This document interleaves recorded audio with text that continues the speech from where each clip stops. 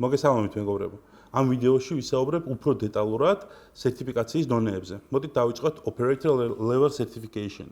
ეს სერტიფიკატი არის გათვლილი იმ ადამიანისთვის, ვისაც უნდა რომ იმუშაოს ტელევიზიაში, რადიოსადგურში ან პროდაქშენში. ამერიკის შეერთებულ შტატებში დაახლოებით 80-იან წლებამდე ტელევიზიაში ან რადიოში რო გემუშავა, გჭირდებოდა FCC სერტიფიკატი. დღესდღეისად ესეთი მოთხოვნა აღარ არის. თუმცა არაფორმალურად თითქმის ყველა ტელევიზია ითხოვს, რომ მასში მომუშავე ტექნიკურ პერსონალს კონდეს ის მინიმალური ტექნიკური knowledge, რომელიც არის საჭირო.